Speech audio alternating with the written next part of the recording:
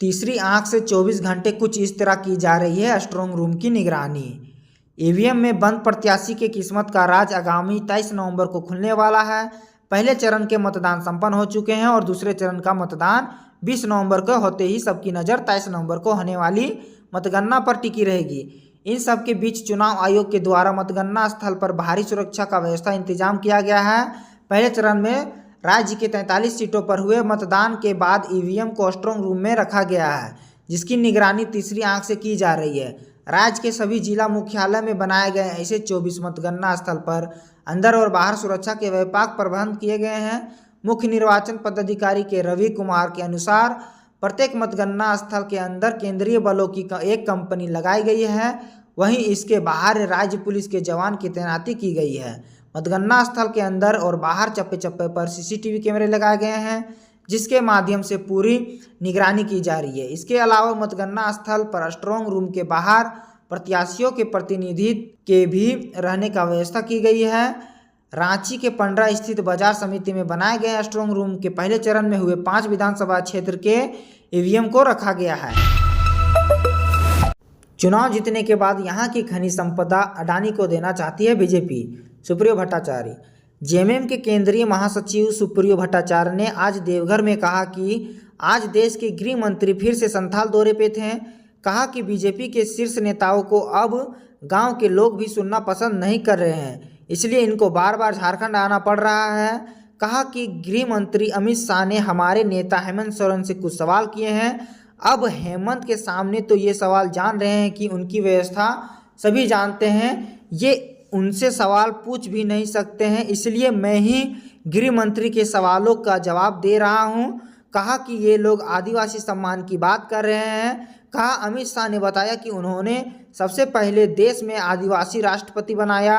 कहा कि इससे पहले कभी ये चर्चा नहीं होती थी कि राष्ट्रपति किस धर्म या जाति से है। गरीब किसान और मजदूर के लिए होगा 15 लाख रुपए का मुफ्त स्वास्थ्य बीमा, जामताड़ा में बोले मल्लिकार्जुन खड़गे। कांग्रेस के राष्ट्रीय अध्यक्ष मल्लिकार्जुन खड़गे ने आज जामताड़ा और खिजरी में चुनावी सभाओं को संबोधित किया। इस दौरान उन्होंने कहा कि इंडिया गठबंधन की सरकार बनने पर गरीब किसान और मजदूर के लिए होगा 15 लाख रुपए का स्वास्थ्य बीमा मुफ्त में किया जाएगा। बीजेपी पर निशाना साधते हुए उन्होंने कहा कि हमें डरना नहीं है। कहा कि ये लोग समाज को तोड़ने का साजिश में लगे हुए हैं, उसी तरह का भाषा का इस्तेमाल कर रहे हैं। कहा कि हम सभी को एक होकर देश को बचाना है। उन्होंने बीजेपी के सवालों का जवाब देते हुए कहा कि कांग्रेस ने IIT, IIMS इंजीनियरिंग कॉलेज बनवाया। कांग्रेस पार्टी ने देश का संविधान दिया, जिस पर ये लोग आज सियासत कर रहे हैं। छापेमारी के दौरान पकड़े गए 2 बांग्लादेशी नागरिक सहित 4 लोग 5 दिन के रिमांड पर भेजे गए हैं। हाल में ही झारखंड और बंगाल के 17 ठिकानों पर हुई ईडी की छापेमारी में 4 लोग गिरफ्तार हुए थे। चारों ही आरोपितों को ईडी ने रांची स्थित PMLA की विशेष अदालत में पेश किया। कोर्ट ने चारों को रिमांड पर भेज दिया। चारों आरोपित सोमवार से 5 दिनों की रिमांड पर रहेंगे। पुलिस इनसे बांग्लादेशी घुसपैठ से राज को उगलवाने की कोशिश करेगी। दरअसल इस मामले का कनेक्शन 4 जून 2024 को स्थित रांची बरियातू थाने में दर्ज शिकायत से जुड़ा हुआ है। 4 जून को बांग्लादेशी लड़की ने थाने में पहुंचकर शिकायत दर्ज कराई थी कि उसे पार्लर में काम दिलाने के नाम पर देह व्यापार का काम कराया जा रहा है। ईडी ने इस मामले में PMLA की धाराओं के तहत मामला दर्ज किया था। बरियातू थाने की पुलिस ने बाली रिसोर्ट में छापेमारी की तो वहां 3 लड़कियां पकड़ी गई थी। इनमें से तीनों लड़कियां ने खुद को बंगाल का निवासी बताया। हालांकि छानबीन में तीनों लड़कियों का नाम और पता बांग्लादेश के चट्टग्राम में मिला। ये सभी लड़कियां अवैध तरीके से भारत आई थी। पहले चरण में बना ली बढ़त, दूसरे में आशीर्वाद देकर एनडीए को करे बाहर। हेमंत सोरेन। गोड्डा के महागामा विधानसभा में सीएम हेमंत सोरेन ने चुनावी सभा की। उन्होंने कहा कि पहले चरण में हमने बना ली बढ़त। झारखंड विधानसभा चुनाव में दूसरे फेज की मतदान तारीख नजदीक आते ही नेताओं के तेवर बदलने लगे हैं। महागामा विधानसभा में चुनाव प्रचार के दौरान मुख्यमंत्री हेमंत सोरेन बोले कि हमने पहले चरण में बढ़त बना ली है, दूसरे चरण में आशीर्वाद देकर एनडीए को बाहर झारखंड से करें।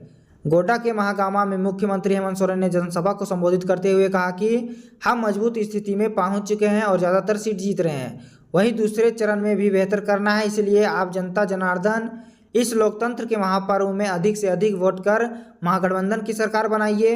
महागामा विधानसभा से कांग्रेस प्रत्याशी दीपिका पांडे सिंह के समर्थन में लोगों से वोट मांगते हुए कहा कि ये केंद्र की भाजपा सरकार लोकतंत्र की हत्या करना चाहती है, इसलिए ये लोग साल भर से झारखंड में डेरा जमाए हुए हैं। सीएम हेमंत सोरेन ने कहा कि हर दिन इस फिराक में लगी रही है कि सरकार गिर जाए, लेकिन उनके मंसूबे को कायम नहीं होने दिया गया है। उन्होंने झूठे मुकदमे में फंसाकर जेल भेज दिया है, लेकिन झारखंड की गरीब, दलित, पिछड़ा, अल्पसंख्यक व मूलवासी का प्यार था कि हम वापस बाहर आ गए।